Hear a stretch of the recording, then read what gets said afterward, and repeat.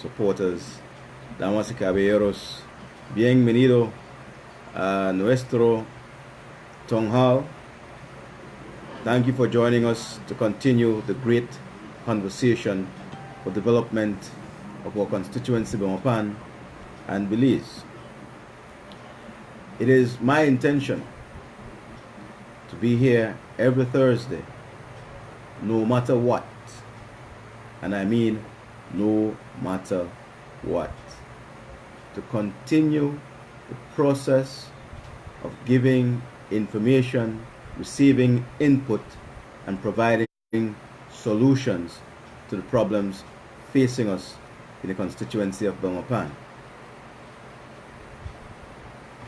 Tonight, I want to address the issue of our democracy. The democracy and you. What does it mean? Why is it important? And why it is imperative that you participate. Our democracy in Belize had its genesis in 1950 with the introduction of the People's United Party. It was George Price, Lee Richardson, Philip Golson, John Smith, and others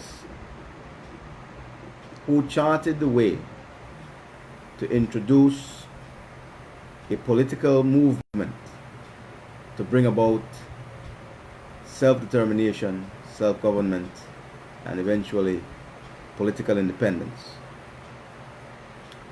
All those heroes are gone. And for the most part, the democracy that evolved in 1981 on September 21st has been bastardized. Bastardized because at every step, so-called leaders have proceeded to undermine every important pillar of democracy in Belize. We have seen where the rule of law has been abrogated, ignored, sidestepped, and circumvented. We have seen where the separation of powers have been totally undermined to the extent that there are no lines of separation between the executive and the legislature. And in terms of the funding for the judiciary, it's so paltry that the administration of justice is weak. Now, I say this because we have seen election cycle after election cycle a steady and continuous decline in voter participation. We have become more cynical as a people and less willing to engage in the most important element of the democratic process, the right to vote. Today, Belmopan is lagging far behind in its rate of re-registration. We are not seeing the numbers necessary to justify any split in the division as yet.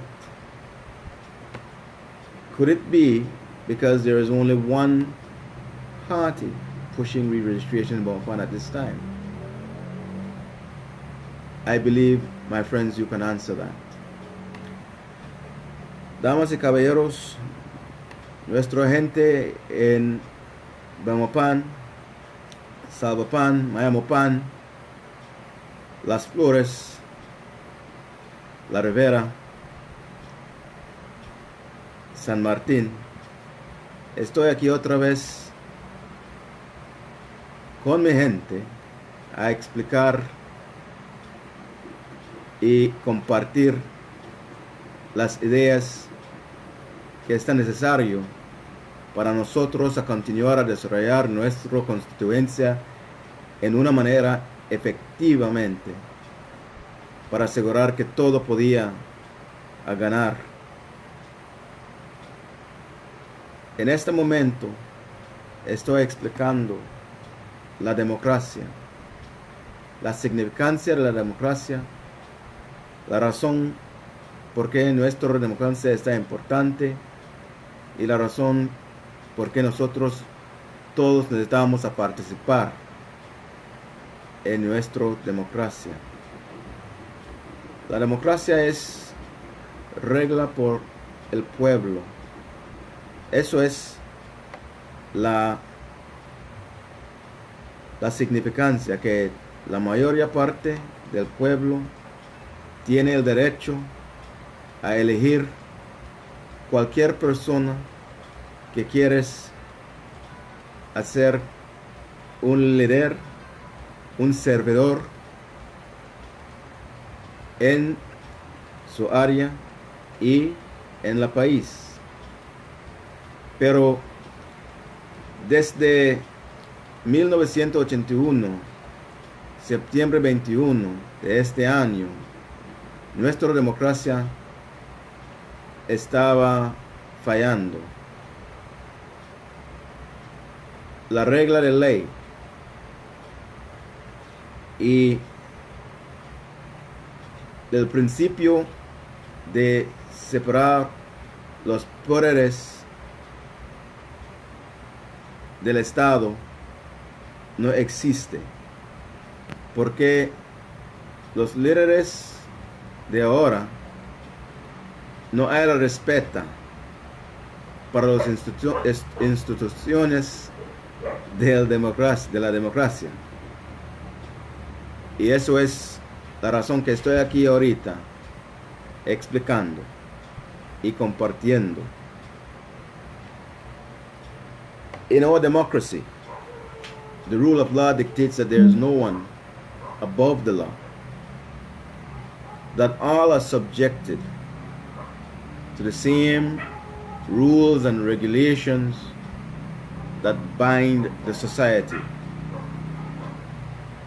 It was the Professor Dicey who said not even the Queen or King is above the law, which means that if there is an offense, an illegality, an infraction of the law, no matter who it is, they will be made to answer for that infraction. The rule of law is based heavily on the rules of natural justice and what is codified in the various statutes. But let me address what natural justice is and why it is important. Natural justice rests on two major principles. The first principle is that both sides must be heard. And there's a Latin term for that, but I will not go into the Latin because I want you all to understand what I'm saying.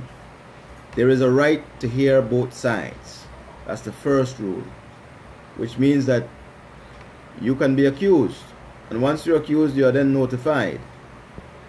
And when you receive notice of the accusation, you must be given the right to answer to those accusations or allegations made against you.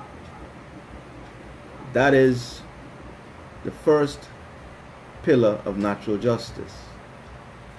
The second pillar of natural justice is that the process must be free of bias. The person who is adjudicating, the referee, if you will, cannot have an interest, cannot be a person who is so tied to the process that they would want to influence the outcome without being objective. So where these things are not afforded anyone, the rule rules of natural justice is breached. On the other side of the rule of law is the principle of the separation of powers. The separation of powers doctrine, which is the other principle of our democracy, sorry, not the rule of law, the other principle of our democracy, requires that we have three separate functionaries of the state. Each one is its own unique and separate entity. The judiciary, which deals with the administration of justice and the safeguarding of our Constitution and our constitutional principles, values, and rights. You have the legislature, which is comprised of two houses, the House of Representatives and the Senate. This body is responsible for the making of laws. And then you have the executive. The executive, which is headed by the Prime Minister of Belize, is responsible for the propositions in terms of bills that would come to the House for approval, the execution of those bills once approved by the legislature, and the executive also has the responsibility to account for how the resources of the state has been used within its term of office. So there are three separate and distinct functionaries that hold the democracy together. Where any one of them are breached or undermined, the democracy is made a bastard. It is made a deformed or defective entity. And this is what we have in all of our democratic institutions at this time. A total bastardization of the democracy. It is time for us to turn the page on that, because we are getting nowhere with this type of democracy. In fact, we cannot even call it that. I want to share with you something that I just recently learned, and it may explain a lot to you, my viewers, tonight. I was always under the impression that since 1949, the first democracy in the Commonwealth was India. There is the Delhi Declaration, which brought in the advent of the Westminster export model, which has the Governor General as the head of state, the Prime Minister as the head of government, and the parliamentary system of ministers who are elected to the House of Representatives. It all came down from the Delhi Declaration, where India got its quote-unquote independence, and I put independence in quotations, because up until a few days ago, I did not know that there was a contract, that India's independence is conditional, that what Gandhi and Nehru and all these heroes of the Indian Revolution were able to secure was only 100 years of Indian rule. That India reverts back to the United Kingdom as a colony after 100 years. I just came back from India the other day and I didn't learn that there. I just learned that from a friend of mine who came from India and shared that information with me a few days ago. It staggered me, and I thought that you should know. But when you think of it, and you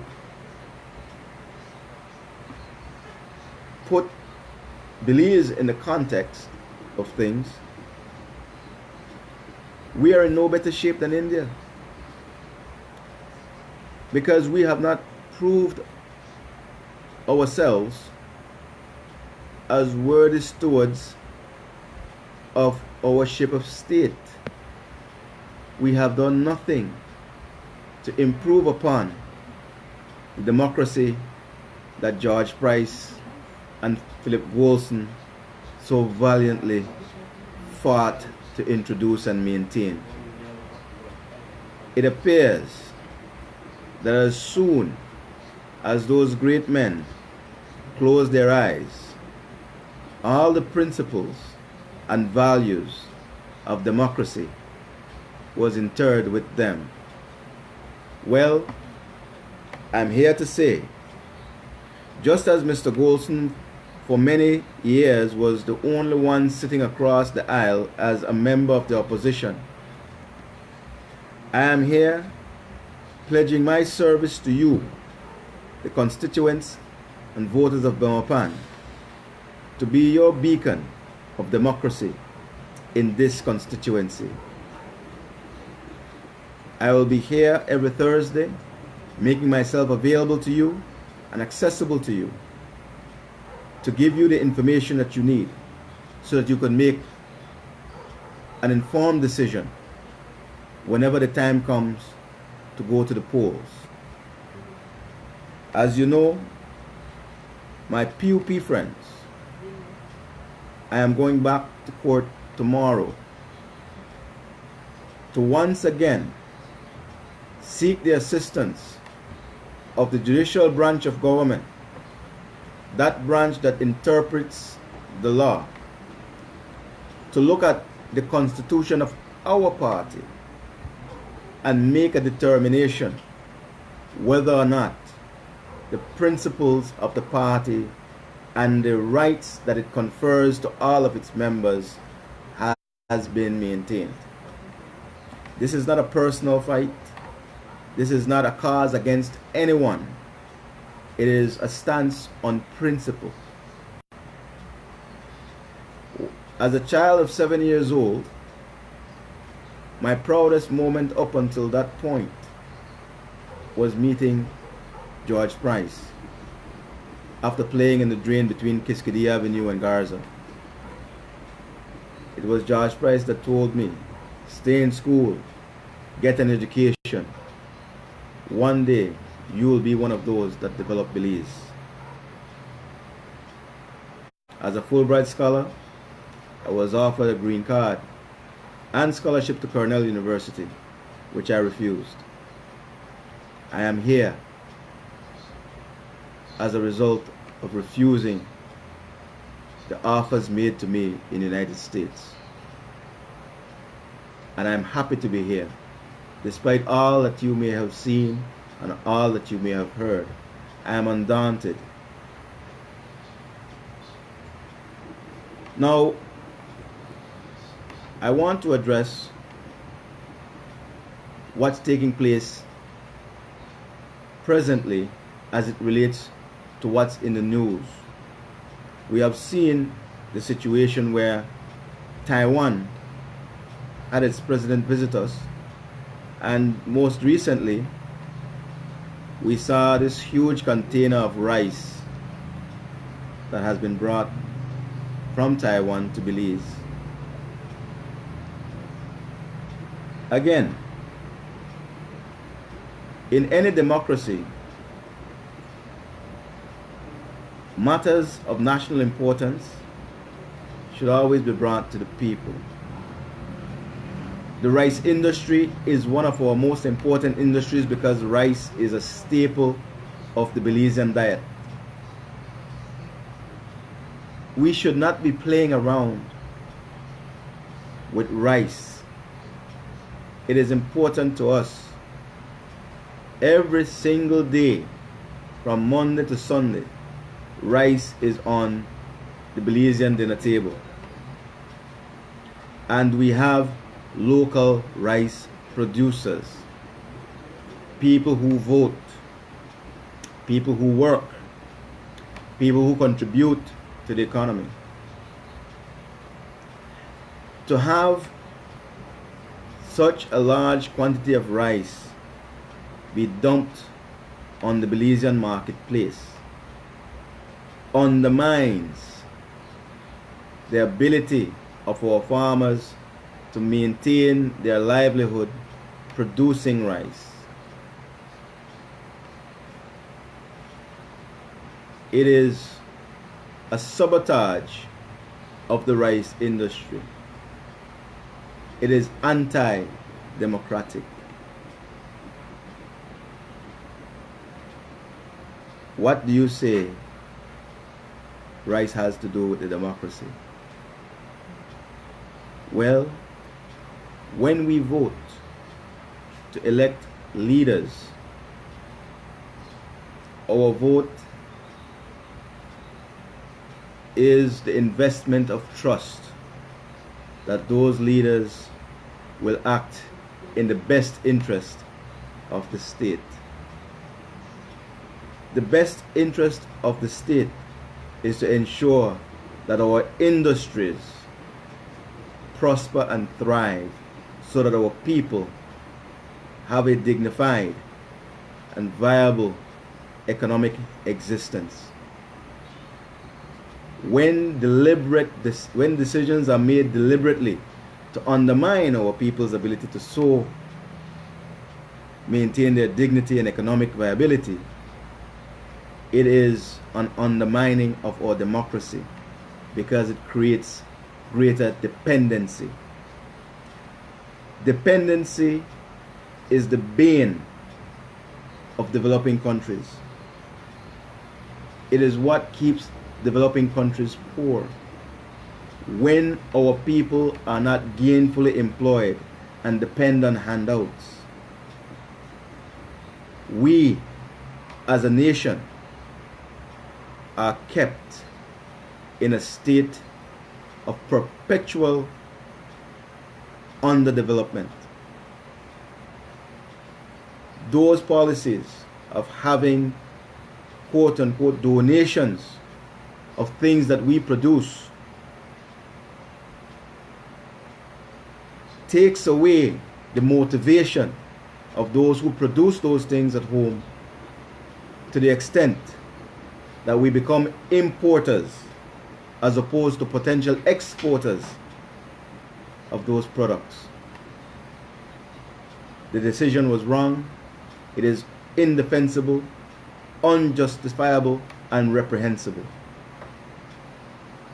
It is one more example of the total lack of prudence exhibited by the Dean Barrow administration. The other one I can tell you about is the acceptance of a loan from the International Development Bank for climate change. Belize does not contribute to global warming. Belize has a positive carbon credit. We are not a carbon polluting nation. But Dean Oliver Barrow, the Prime Minister of Belize, accepted a $20 million loan to address global warming, climate change. This is how disconnected he is with our reality. What this is indicative of is a total lack of knowledge of what we have in our reserves, whether it be the Columbia Forest Reserve, the Chiquibull Forest Reserve, the Timash Reserve or any of the other reserves that we have in our country. Every existing tree and plant contributes oxygen and takes out carbon dioxide from the atmosphere. This is one of the ways through which Belize can have a financial benefit from its natural resources that remain untouched. It's called carbon credit, but it requires data collection on what we have, how many of it we have, and how much carbon it takes out of the atmosphere in any given year. Developed countries pay developing countries for carbon credit. Costa Rica is one of the greatest recipients of that program. Costa Rica gets more than $500 million a year on carbon credits. But Belize has never even tried to engage itself in that process. Are we live? Do we have? We're live. So, these things I want to talk to you about.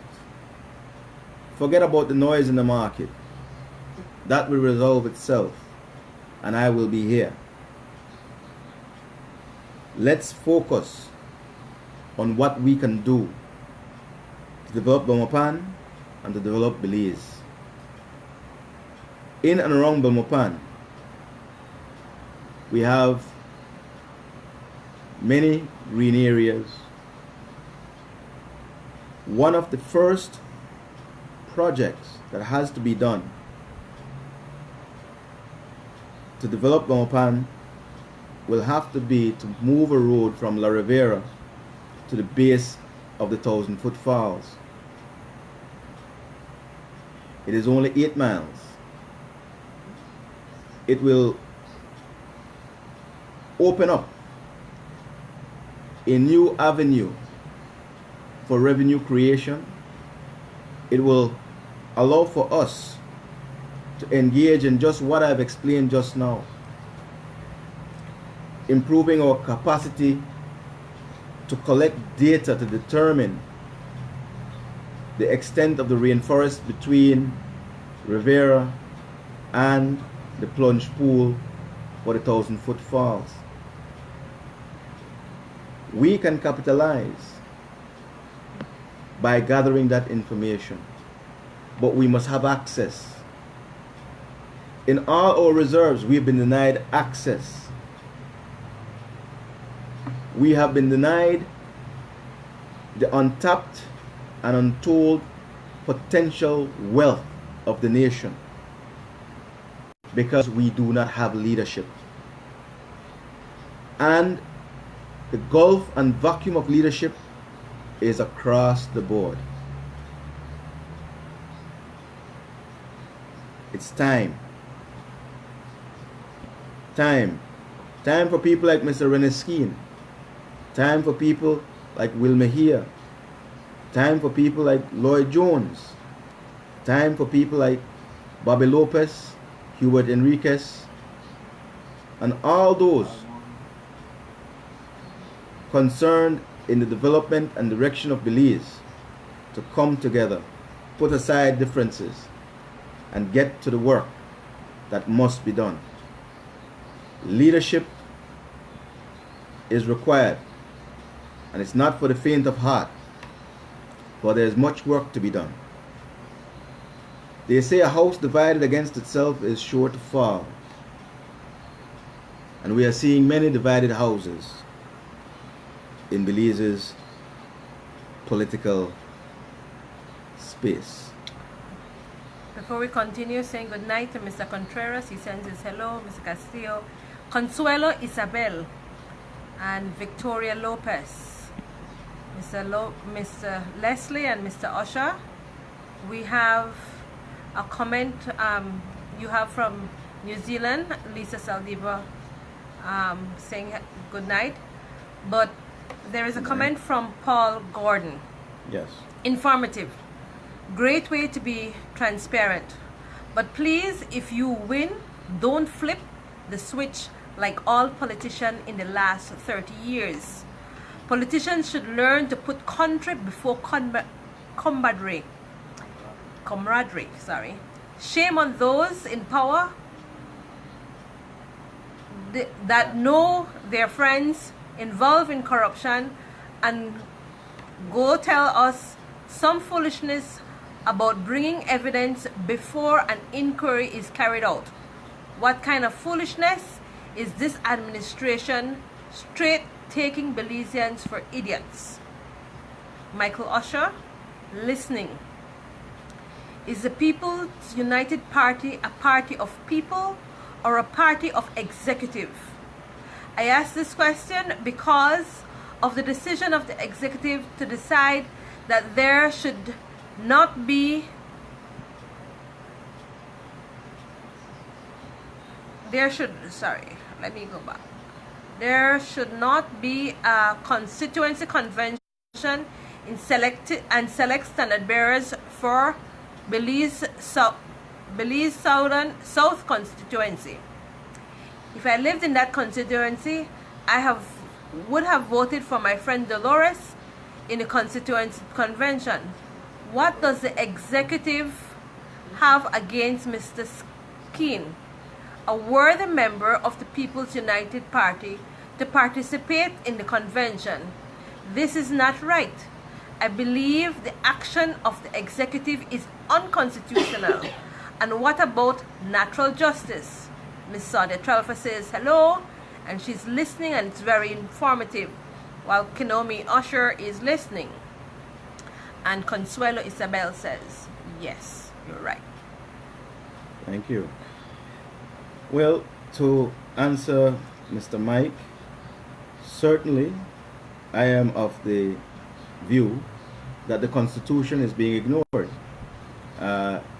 The executive, the trustees of the party, have gone on a frolic of their own, doing things to satisfy their own personal agendas without looking and taking into consideration what the people of the party really want.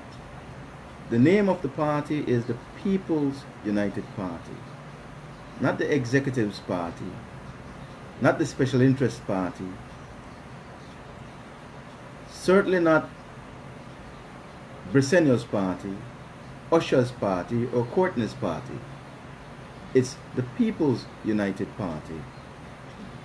Now, I will only go so far to address the infractions and errors that are being made. I am a man. I have my limits.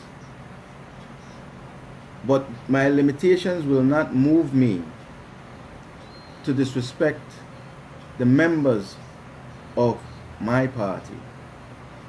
You, the people that have been with the party, election cycle in, election cycle out, that have bared the brunt of ridicule when those trustees who are given the opportunity to serve make errors in the administration of government.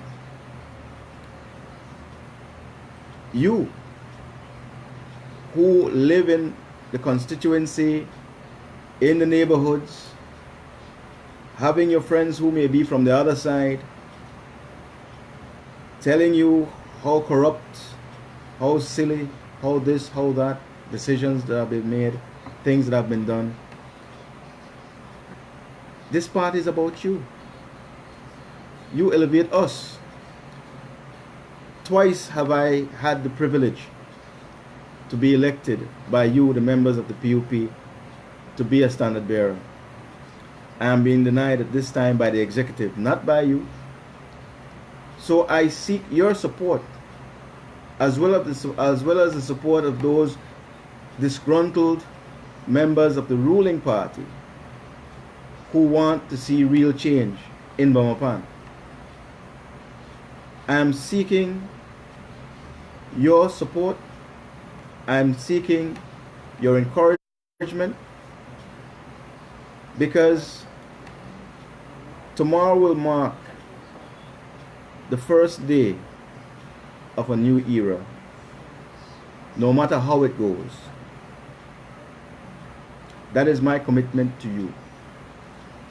I continue in this process of education, giving information, and carrying this conversation of development. But understand that I intend to offer myself to you as your servant. We need leadership, good, sound leadership with an understanding for what economic development means and how it must manifest itself for the benefit of all our residents in this great constituency. Didi says, why not start your own party, a new party? We're not there yet, Didi. We're almost there. We're not there yet. Miss Aria Lightfoot asks, has there been any evidence that the average pupil can elevate themselves to leadership since 1981? Yes, I have been evidence of that. Came within a hair's breadth of leadership area. You need to go back and check that. And hence the reason, you see, there was a man called Hannibal. He came out of a place called Carthage, and he dared to cross the Alps with elephants and bring Rome to its knees. Where is Carthage now, you ask? Reduced to rubble. Henry says, he is a man who looks desperate. I wouldn't encourage anyone to vote for him. Just another opportunist. God help us. You're entitled to that opinion, my friend. Desperate, certainly I am not. And then Hipólito Contreras says, People's United Party? With all the question marks behind it. And then Consuelo Isabel, hi sis Yols in PG, glad you are listening. Thank you all for your interest and your input. We continue. All right. One of the things we touched, and I think you need to explain or elaborate a little bit more on, is that of what's happening tomorrow. People, for some reason, I have looked at the page and we find that it's not the Belmopanese who are making little havocs here and there. It's a lot of people out of Orange Walk. And they, I believe, are being prodded by their representatives. However, in Belmopan, I will outrightly say, if there should be, because in every letter that you have gotten, Arthur, there has been no real reason given to you except things like, you know why. Things like, because you're taking the party to court. And people should understand that you should have the right to voice and you should have the freedom of speech. You should not be stifled. And if we are I people, did not and would never take the People's United Party to court. The party cannot be sued. And the party makes no decision. The decisions are made by the trustees, which we call the executive. Now, where those persons don't abide by the constitution of the party, we all have a right. There are certain internal processes that you must go through. And I have gone through each one. At every turn, internally, the issues brought for redress were never addressed. So finally, the only recourse left was to go externally to court. All of this could have been avoided. So what is going to take place tomorrow? Tomorrow is the court date for my second challenge to the decision of the vetting committee this time. The vetting committee, as you would remember, by way of a letter dated the 2nd of August 2018, indicated that my application was denied. And one of the reasons that they gave was for public statements and actions, right? And for maintaining a legal claim against the party. That's what they said. So I was basically punished for having the tongue hall and speaking to you, the constituents of Belmopan. And correct me if I'm wrong, but I don't believe that I have disparaged, ridiculed, or brought down anyone on this medium. But this is one of the reasons why my application was rejected, and the legal claim. The legal claim which was brought about by the actions of the executive. I didn't go there willingly. I'm a reluctant warrior when it comes to taking the party to court, as they put it. But of course, 5 or 6 persons does not the party make. This is a political mass party of tens of thousands of members, of which I am one. And we are equals, unless we accept the Animal Farm, George Orwell distinction, that some animals are more equal than others, which I don't subscribe to. It doesn't matter to me what your qualification is, how much experience you have.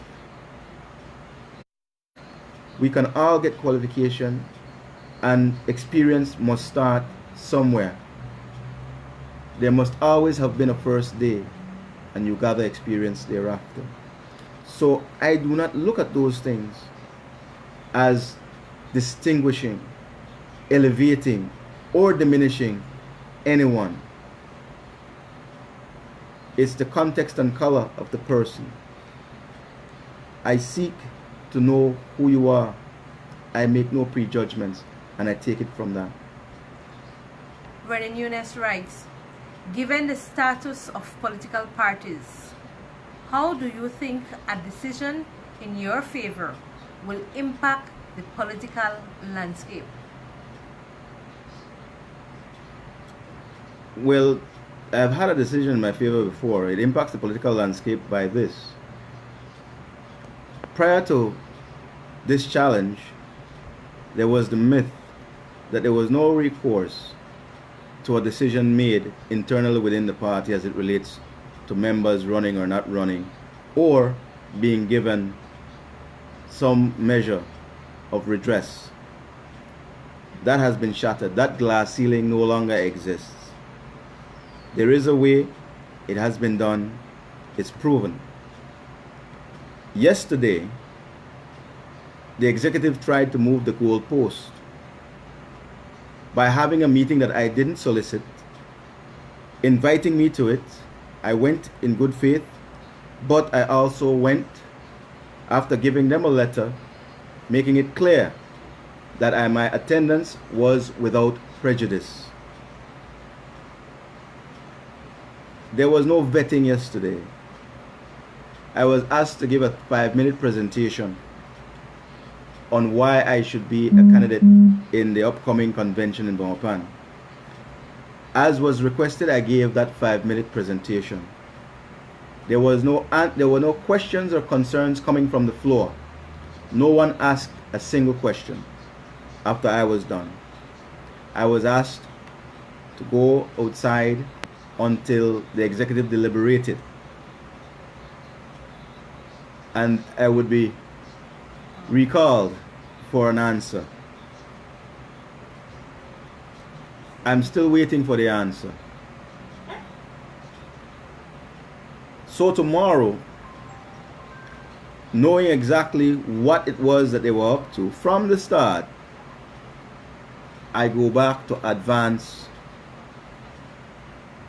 the evolution of political development in Belize. It's not about me. It has hardly ever been about me. I'm not a selfish person, I've never been. And I'm far from desperate. Yes, law is my livelihood, but it's not my only livelihood, I must tell you. Big Hand Banner asks, Arthur, in an education-driven world, what is your opinion on the present Minister of Education in amalgamation of primary schools in the Belize River Valley and now termination of 50% of staff from the only high school in his division? The only high school in College Division? Yes, Wendy's. Right. Well, first on the amalgamation of primary schools.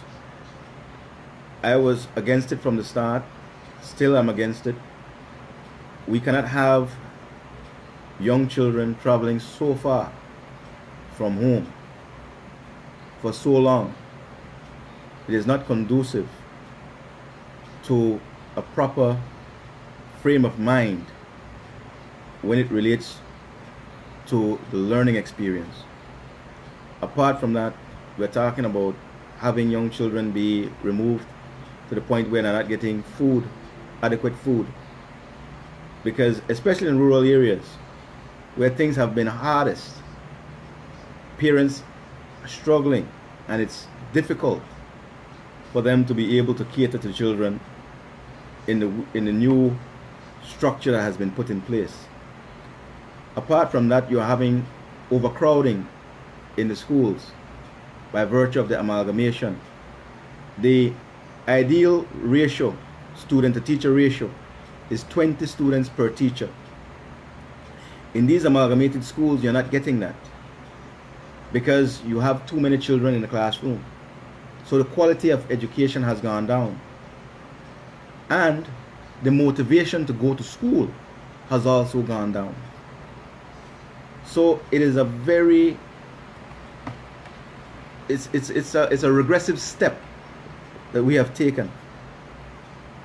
And it must be addressed soon because we are reaping the fruits of that bitter harvest. Because here it is, we are getting more and more delinquents now, more and more school dropouts, and it is this kind of policy that's contributing to that. As it relates to the Gwen Lizaraga situation, again, it is indicative of a failed leadership. There is no leadership. Listen, Patrick Farber's life and character is on public display every other day. The quality of his thinking, or lack thereof, is well known. He made a $90,000 vehicle into a submarine and claimed to have no knowledge of it. He has had so many blatant errors in judgment to the point where he was arrested in the United States. I mean, this is not what we want for a deputy prime minister or a minister of education. But this is what we have been saddled with. And dependency has kept us there. Because the College constituency is one of the poorest constituencies in the country. And the handouts that Farber and his supporters, his backers, have been able to afford those disenfranchised and poorer people in College Division has kept him in office for these years. But it is time for Belize to wake up. Wake up and understand that we are being artificially held back. Wake up and understand that for us to move forward, we have to start looking into ourselves, assess our own values, and make the determination that we're going to make this change for ourselves and our future generations. Because if we don't do it, then more of this nonsense is going to happen. Amira Smith says that it seems like political parties in Belize are linked to a gang, and they collect monies and they get donations with no accountability. How monies have been spent or invested. Only a few have any real voice. And that's true. Brendan Nunes says Love FM reported report captioned PUP to determine Saldiva's future in the party. Any truth to that? I believe that Janelle made an error in what she said. But listen, it wasn't about my future when I went, well, how can I put this? Yes, of course it was about my future. It was whether or not I would have been able to represent Belmopan. That's a part of the future as a PUP candidate.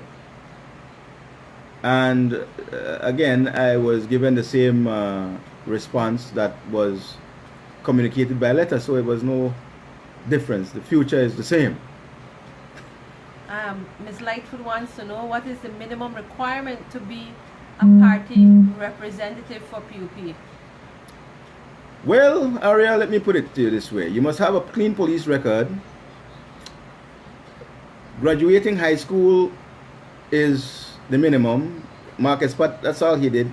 He never finished sixth form. Maybe he has done it by correspondence now, but he was only a high school graduate. And be a member of the party in good standing. That's it. She wanted to also know what is the vetting committee guideline? Is there a standard guideline for the vetting committee? No, no standard guideline. The vetting committee, again, must look at the application. And on the application, there are a number of criteria that you must fill out. Total assets, total liabilities, party experience, referees. I had two impeccable referees.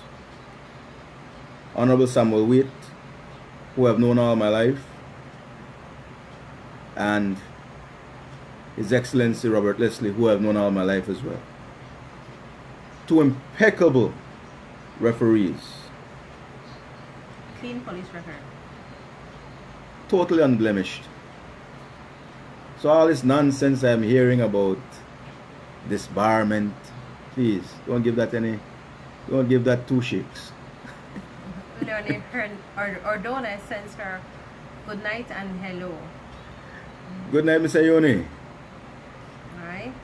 But other more than that, you have cases now where more and more we are seeing it happening to a number of other pupils after they have invested their time and effort and money without any real explanation as to why.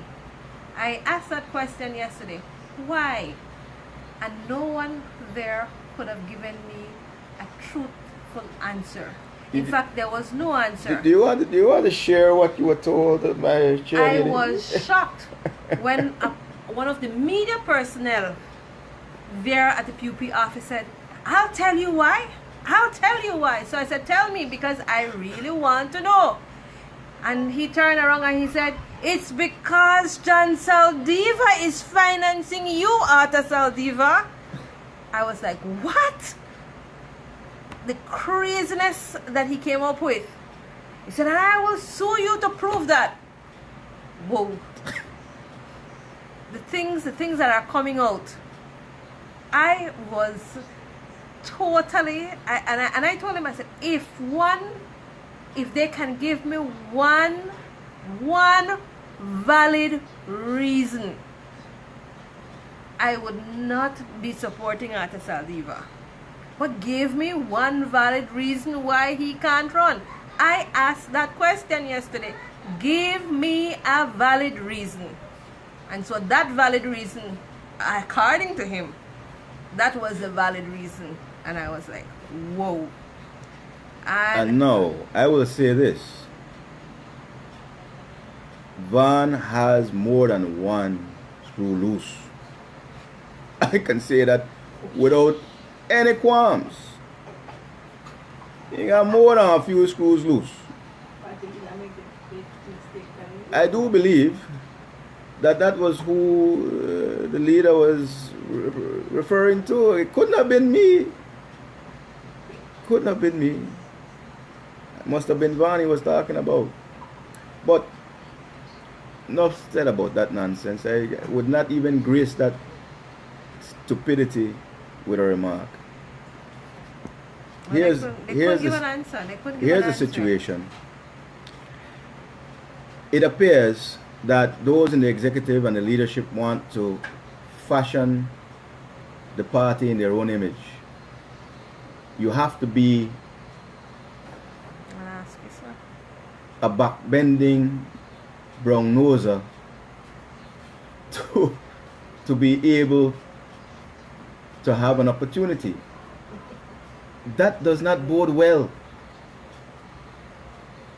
for our democracy. It does not bode well for the development of our nation. It is the misery that misery begot. You see. And I have never been a person who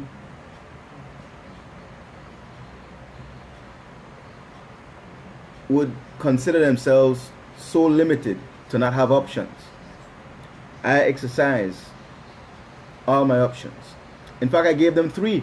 I gave them three options yesterday. And let me share those three options with you. I said, listen, you have the option of us continuing the legal challenges that have been brought against the executive,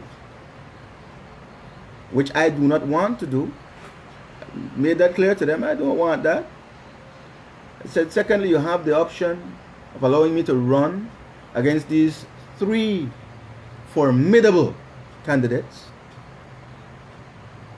And if I should lose, and I told them this, if I should lose, I will give you my full, wholehearted support, investing my resources and my time to deliver this seat on behalf of the People's United Party. That was my second option. My third option was, listen, you guys already owe me. You owe me considerable amount of money. Endorse me in Belmopan and it's all gone. Like you, they laughed. They laughed. And it was done in jest. But those were the three options, and you can ask any of them that was at the meeting. They will tell you. I told them that. Brennan Eunice asks, what are your comments on Shine Barrow receiving a salary from the Ministry of Finance and is contesting in Mesopotamia for the UDP versus Philip Willoughby and Dean Samuels, who were made to resign to pursue their political aspirations? Well, the mere fact that Shine Barrow is being entertained by Belizeans as a credible candidate is beyond understanding.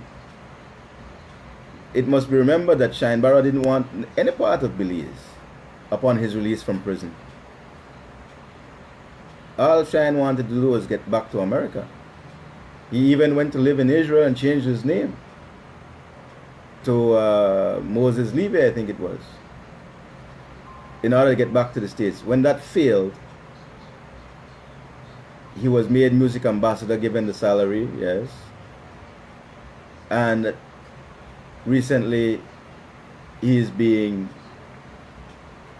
groomed for the Mesopotamia division, but it's all indicative of the perverse nature of the democracy we are living in, the bastard democracy.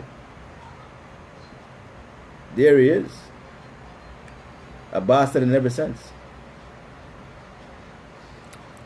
Okay, we've gotten to the 1 hour point, and then as we usually do, the last half hour If there are no more questions about this, all right, there is Eli Eds Anderson.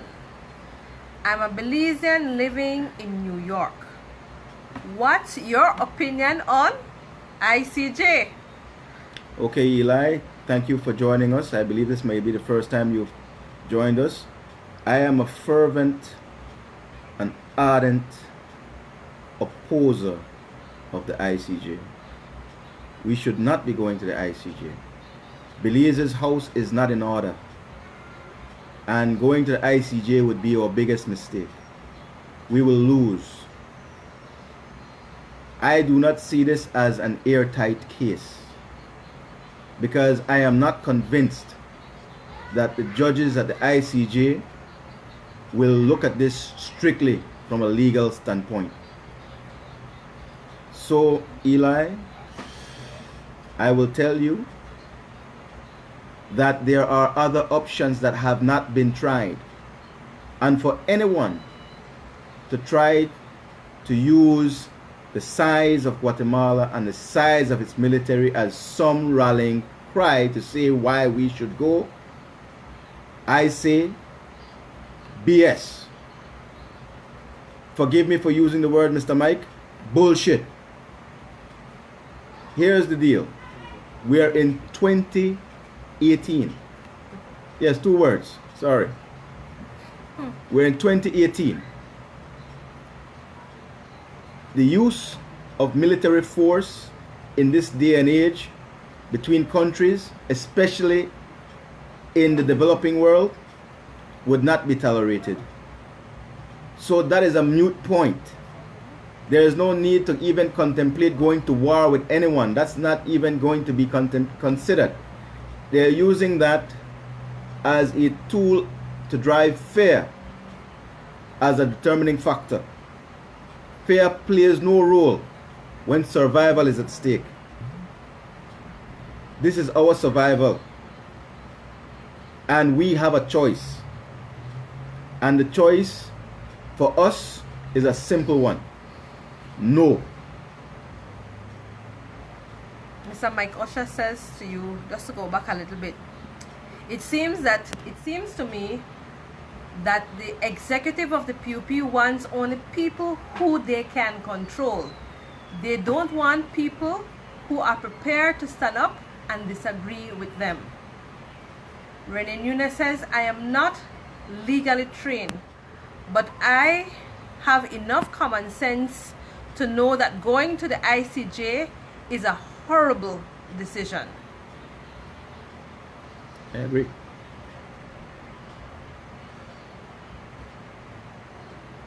For years though, Arthur, people, well, both governments... I hope I answered Eli's question. Alright, I get another one. Arthur, the money that you claim is owed to you is through what medium?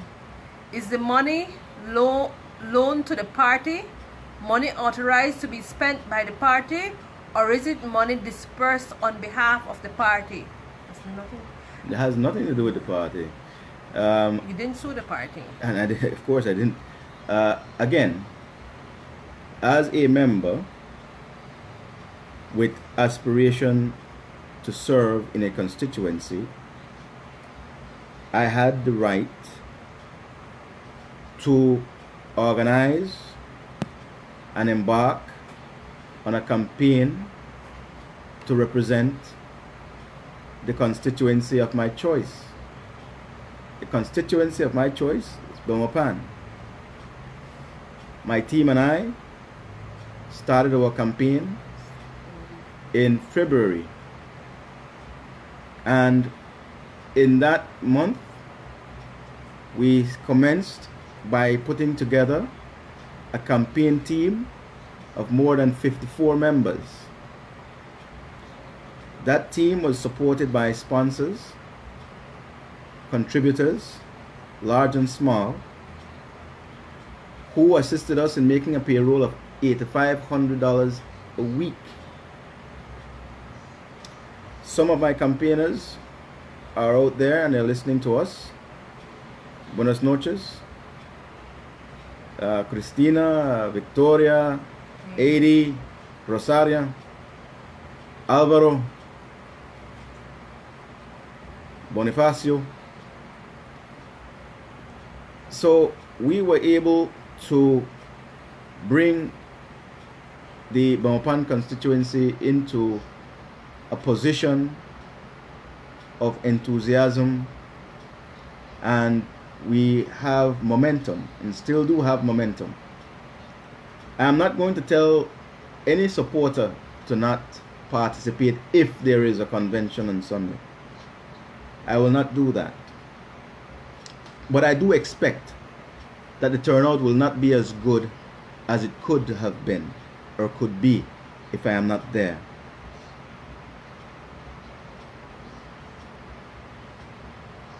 However, what I will tell you, forget about the money, because again, as I said, if I was allowed to contest, the money would not have been an issue.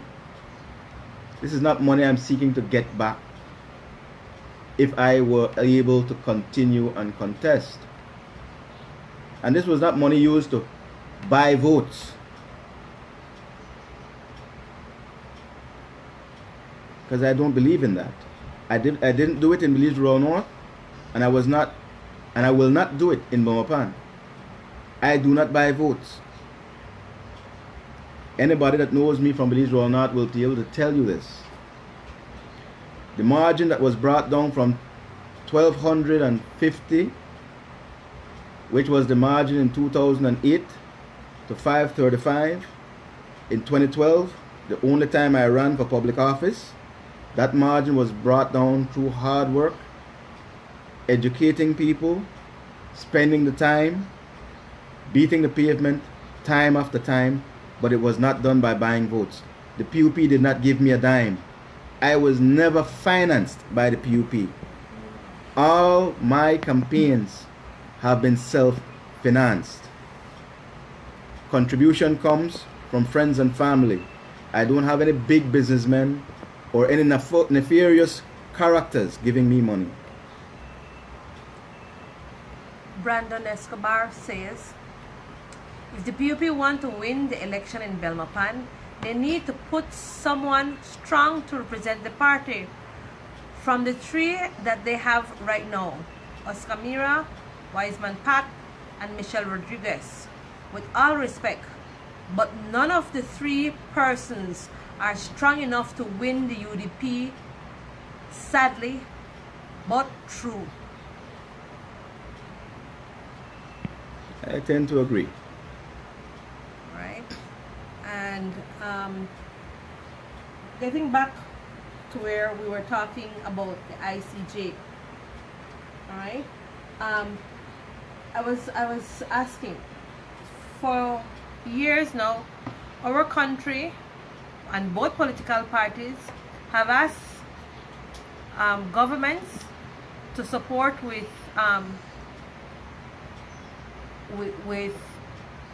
helping them to try to come up with a compromise with Guatemala. And a lot of them told these other countries that if you give us money, and we know the US has given, other countries, the United Nations has given, and even now that they have given money so that we can be educated. The education campaign has been one, or it has started, where we are told outrightly that Belizeans will not be told about the negative part of going to the ICJ. Because we want them to say yes, they will only get positive reasons why we must go. Mm-hmm. That's not education, Arthur. Certainly not. It's indoctrination. Yes. Brainwashing, so to speak. And it's something that we need to let people become aware of. Well, I want to commend those members of the PUP from the Southern Caucus who came out clearly to state that Guatemala has nothing to lose. Belize, and in particular the South, has everything to lose. So I don't see any better argument than that. Our watershed, the area of our country that gives us the wonderful potable water that we enjoy, is all in the south. The Maya Mountain Range, Baldy Beacon, Barker Plateau. This is where we have our water that flows into our streams and rivers and finally enters out into the beautiful Caribbean Sea. We fool around with Guatemala and this ICJ nonsense, we may actually lose that. They are claiming 53%. So why take that risk? We do not have to. There are other ways. Again, Belize became independent through a process of internationalization, which was painstaking hard work done by qualified, dedicated, productive diplomats, led by a person I know quite well, but who is no longer consulted or utilized for the expertise that he has. We have lost what we built up in that internationalization process. When we became independent, our diplomatic corps was so effective that Guatemala was isolated to the extent that it could not penetrate in any meaningful way the block of votes Belize had internationally for its independence. But since independence, our diplomats have been more interested in hosting parties, rubbing shoulders, and living the society high life in foreign capitals, rather than doing the work necessary to ensure that Belize maintain its position as the bridge to the Caribbean, as the nation that would allow for greater integration of Central America and the Caribbean. We have lost it. We have sold out the national interest for the special interest, for rainbow flags and other things. I have nothing against what people choose. I am all for my country, and I put it above any other interest. Smith, right. Wait. Alright. I get back something. The PUP has never financed Arthur. So those people saying he is doing it for money, it's not true. As a matter of fact, campaigners and lawsuits are not cheap. Michael Young, I've written on social media relentlessly with regards to this issue. A commitment on fresh ideas to redress crimes and stagnant GDP is also what we need to hear from you. Certainly, Michael. And I will be more than happy to share that with you next week. Unlike 2 of the 3 aspirants permitted to contest the Belmopan PUP convention. I don't understand where that come from. Okay. And that I was told is in regards to PUP financing Arthur. We know that they are financing the 2 of 3 who are running right now. Listen, again, I have never sought any kind of funding from anybody within the People's United Party or its executive. They know that they do not need to come to me to ask me if I want anything from them, because I've never been one to entertain that. Virgil Maganya writes, one thing I'm going to say, I know Arthur a long time, and he's never given up. Keep it real and keep it strong, my brother. Thank you. Earl Otters Sr. writes, what are your options if you cannot run under a PUP banner? I will run with your support. Earl. All right. Okay. And let's get our last 15 minutes of wrap-up time back with in link with the ICJ and our no stance.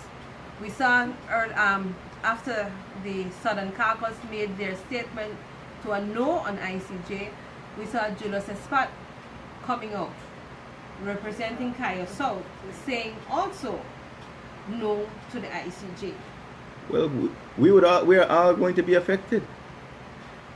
The Kayo district and the Stan Creek district, Toledo district, these are 3 districts that would be directly impacted if we go to the ICJ and lose.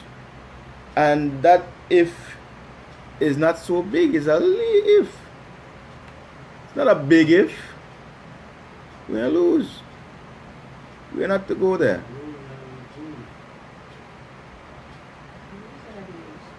Okay, and then Michael Young requesting that we also read the prior statement. It is important we do not soft pedal this. I am reading Michael, but I am not sure which one I am supposed to look back at. If you could just repost for me, I would be happy to read again. By all means, Michael, Please do. could you please resend the comment or the question Prior you want statement. to have addressed? Alright, so please read the prior statement.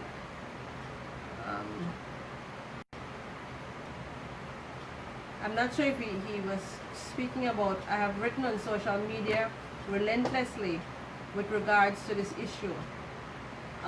A comment on fresh ideas to redress crimes and stagnant GDP. Also what we need to hear from you. Right. In terms of addressing crime, Michael, here's what we must do. We have, in reality, 4 areas of population concentration in Belize. Belize City is being the largest, Belmopan being the fastest growing, Dan Grigga, and Orange Walk. Now, the twin towns of San Ignacio and Santa Elena is also has also a high concentration in terms of population, but there is not enough in terms of economic diversity and wealth creating activity taking place. In Belize City, outside of the port, there is not much employment for young black men. If you go on Albert Street and Queen Street, you will find that in most of the stores, you're not having persons from Queen Square, Mesopotamia, or Fort George getting jobs. You're finding that persons who are getting jobs in the stores, in the main streets of Belize City, are coming from outside that community, outside that population center. So this has to be addressed. It is a job for the Ministry of Labor to first tackle. There must be proportional employment across the board to ensure that all our citizens are given a fair shake in getting employment opportunities that now exist. There must be aggressive effort to bring in new industries to provide more employment opportunities for the labor force that is left idle. The key to all of this is an emphasis on education, development focused education. Not all of us who have reached the age of 18 have had the benefit of a primary school education. So a great many young adults are out in the society without skill for employment. As a result, we need what you call development focused education, which are training institutes that provide ready skills for application in an economic viable enterprise, whether it be in a sewing factory, whether it be in a canning plant, whether it be in a furniture store, whatever it may be. We need those short-term training institutes to bring people who have reached the age of adolescent going into adulthood without the primary school foundation, so that they can become viable contributors in our society. Once we can address that, we can then start to deal with the medium term impact of crime. The short term situation is always to put boots on the ground and more guns in the hands of police. But that kind of repression only breeds more resentment and more hardened criminals. We are not going to fight fire with fire if we are going to address this problem. We have to expand our economic horizons to create more opportunities. The biggest problem with crime is that too many young people are locked out of the process of earning, and they are not seeing school as an alternative, because for the most part, coming out of school with a graduation, with a diploma or a degree, does not guarantee the young person a job. The only way we are going to address this is by expanding the scope of employment, by pushing for new industries. In Belmopan in particular, this is the capital city. This is an area that is prime for the introduction of an EPZ, for an industrial park facility, and for commercial free zone development, so that we can give investors the incentive to invest in this area, to bring about the realization of more economic activity and more employment opportunities for our people. And it must be done in all of major population centers, especially along the coastal districts. Michael Young had redress again and says, relating to his temperance on not call his party. I'm not sure. So we asked him to repost the entire comments that he has, while Ms. Lightfoot says, ultimately, Belize for every Belizeans. Belizeans will need to challenge wrong at every level. It will be up to Belizean people to take an active and spirited interest in their political parties and constitution, and start holding organization and political parties accountable. There is no one coming to save Belize. We can't be tribal supporters. Right. Our people are dying, losing their rights and land, and all about to lose our country. Johnson Joe, employment is not the problem. Lack of consideration for people and the bureaucracy of Citizens Fund is the main issue. Employment opportunities are only available if government cares.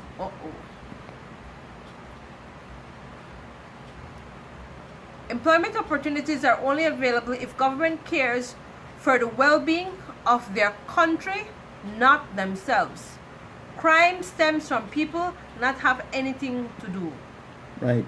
Now, you touched on a couple things, Joe, and I want to say this. Employment and wealth creation is not the purview of the public sector, aka the government. The government is only to act as a facilitator for the private sector. Wealth is not generated by ministers of government and bureaucrats. Wealth is generated by entrepreneurs and risk takers. People who see the potential, are capable of putting together a plan, capable of accessing finance, which is a big problem in Belize because our banks cater more to foreigners than to local Belizeans. Hence the reason I do not understand why the diaspora don't come together and put a bank in Belize. It's going to be a local bank owned by foreign Belizeans. What better combination can we have?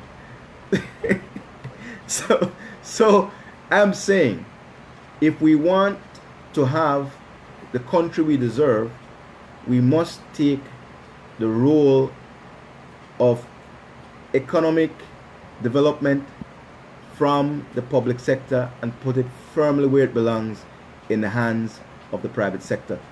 The private sector in Belize is a bit too passive, bit too pampered, not aggressive, but a main part of that is because the public sector picks winners and losers, and the private sector has been reduced to people who are lackeys and cronies and who do not take risks. This is the reason why in every tourism destination, the greatest number of resorts are owned by foreigners and not Belizeans. That's a disgrace. Joseph Roca asks, are you advocating an affirmative action type employment concept when you talk about proportional employment according to ethnic groups and demography? No, I'm not. That's not what I'm advocating, Joseph. Joseph, what I'm advocating is fair employment practices. You cannot have Chinese and Indian grocers and restaurant owners operating in the heart of Belize City, Mesopotamia, Queen Square, Fort George, and don't hire not one person that looks like the people they are serving. You cannot have exploitation without inclusion, because we all know that greasy chicken is killing us, but we are spending our money there. Our people should be given opportunities to work there as well. But what has happened is that politicians have been given donations or contributions by Chinese, and as a result there is a tacit agreement for those Chinese to enslave other Chinese for a short-term period. And in that process, Belizeans are being disenfranchised and kept out of the economic process. Before I lose it, before I leave tonight, I want to mention something. You see this building in Belmopan that they call the Ministry of Immigration that they rented from a Chinese? I want some daring reporter to go and check around the back where the person who they are renting from shares a party wall with the Ministry of Immigration. The same Chinese that they rent to or rent from has his home, his residence connected to the immigration building. Nothing may be happening, but we know our history with immigration.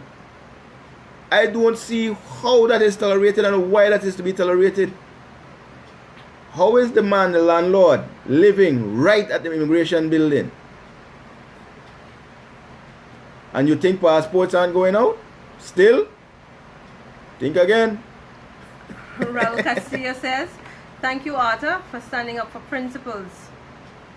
What you're doing will benefit all of us by protecting our rights. No tyrants here linger. Let despots flee.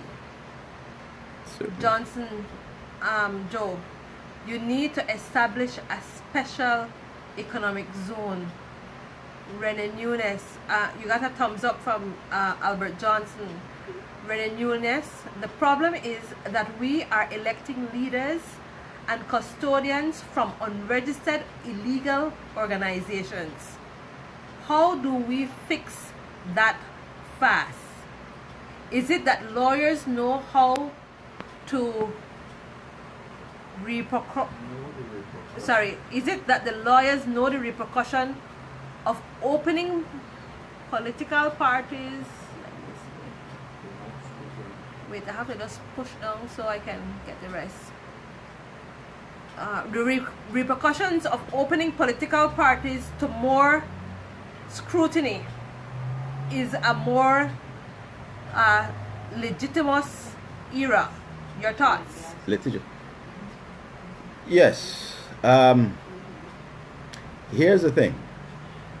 In 1948, 1950, to have a registered and organized group seeking self-determination would have been treason or sedition.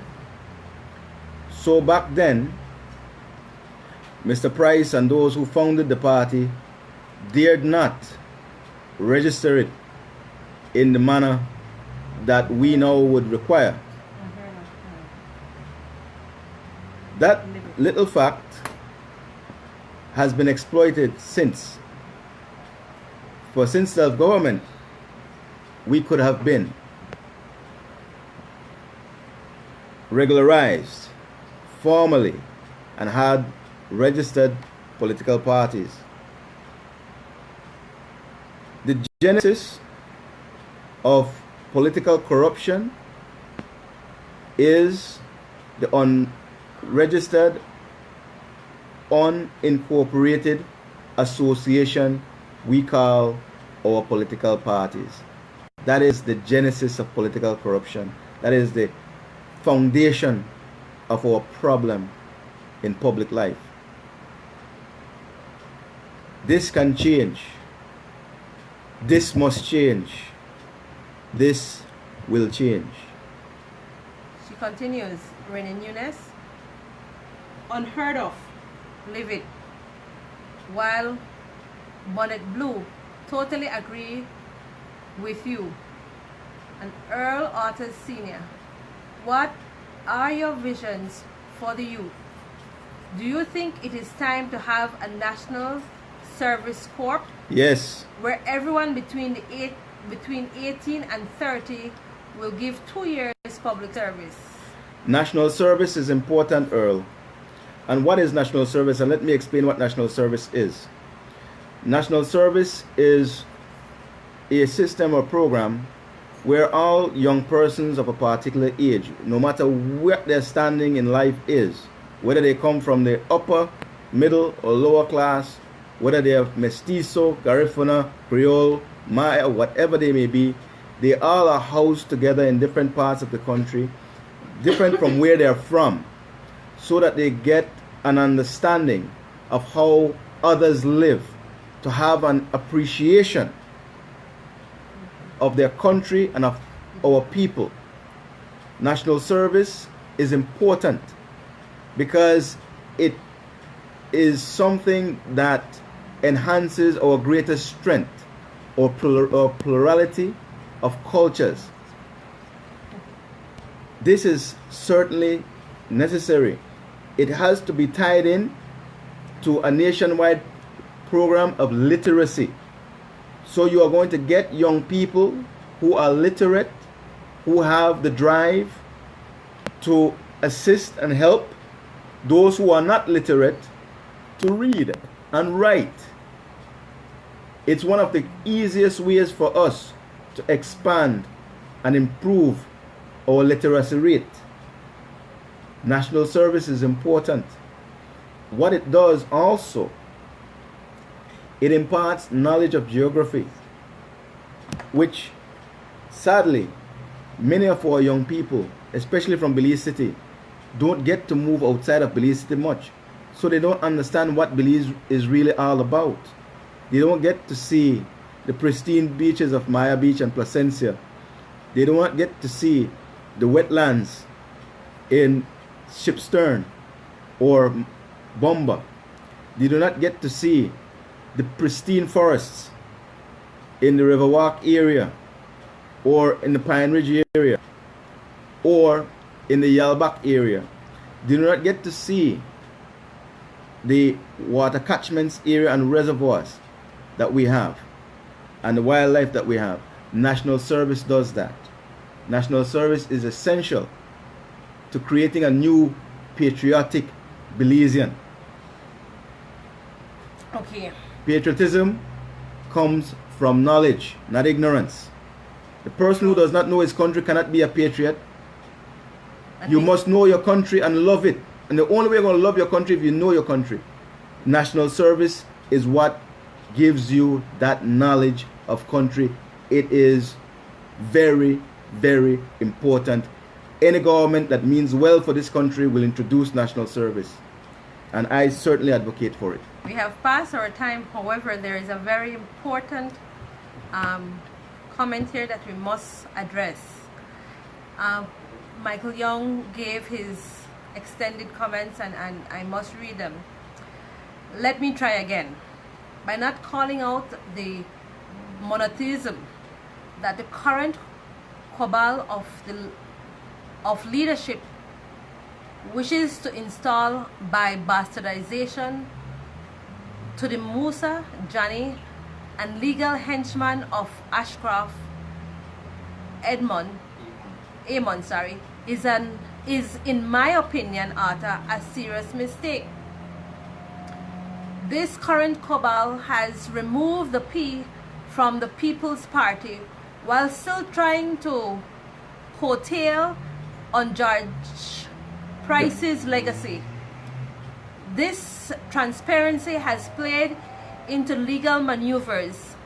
They see you as an uppity Negro who does not know his place. True.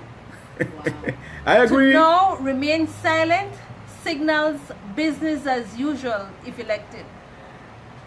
Michael, I am not remaining silent. I am here. I am not one to be intimidated. I am not one to back down. Understand that there are strategies and tactics that must be employed for the greatest advantage in going forward. There's a time. The time is not yet. The time is not now. As I said, the effort must be first to ensure that the members of the People's United Party, those who have invested their trust in me, understand that my mission is to ensure that not only they receive, get adequate, competent representation. The chips will fall where they may, and I will put those chips where they need to be put. So please, give me a little time, Mike. I'm going to get there. Amira Smith says to develop a love for country and our people as Belizean, to develop civic pride. And Johnson Joe, National Service wouldn't work in Belize. Who will pay for all the programs you're talking about? What happens after those 2 years? Well, here's how we could pay for National Service, Johnson Joe. Every year at harvest time, we import more than 2,000 pickers from Honduras and Guatemala for oranges. Okay? That can be changed. I'm not saying that all young people go and pick oranges now, don't get me wrong. But there's money there for this to be done. What National Service does, it gives people a different experience. It allows for those who may be growing in a very sheltered existence in West Landiva, Kings Park, Orchid Gardens here in Belmopan, wherever it may be, and their pampered homes, have an opportunity to see how the other side lives, and vice versa. Now, it can be paid, again, through tax incentives given to private sector businesses. just as we had done back in the day when private sector businesses had conduct of football and basketball and softball in our country, where if you were a business that supported a sports team, you were given a tax break. This is how we can promote national service, tie it in to private sector advancement. There are ways. Where there's a will, Johnson, there is a way. It can work in Belize. It will work in Belize if given a chance. And he also asks, will someone with a bachelor's degree in engineering be required to go pick up oranges? We're not talking about persons who have first degrees. We are talking about national service will impact those between high school and junior college age. You don't want people who have already entered along the path to their profession. You want to get young people in their formative years where they can really have an appreciation without bias for one another. We do not want people to come to national service with walls. They must come with an open mind. And the very last comment that I will read, and after that the other comments will be left, if there is any, for next week's show. Renan Nunes writes, government is fining 60K for Brahms. We squander millions of Petrocarib and accept rice from Taiwan instead of technical support such as more needed service. We should have asked for factory. We should have asked for factory and skill training. And then, what's wrong with picking orange that builds the economy? Maybe they should get an understanding of the country, writes Ariane Lightfoot. Well, this is the thing. The citrus industry is one of the most profitable industries in the country. But again, we have been made to have a negative stigma on this kind of labor. Without farming, I wouldn't be where I am. My grandfather and grandmother were farmers in the Sagoon area. That is how I came to be where I am. We've passed, it's now 15 minutes to 9 out. Something and I have a big day tomorrow, people. I cannot be late. I cannot be late to court tomorrow. And then Earl Arthurs left one final comment. People who have degrees will be required to work in communities using their expertise. All right, and with that, we say from Studio 21, thank you very much for bringing us into your homes, and thank you for joining us. We hope to see you next week, Thursday, for another in the series on Online Town Hall. Thank you. Buenas noches.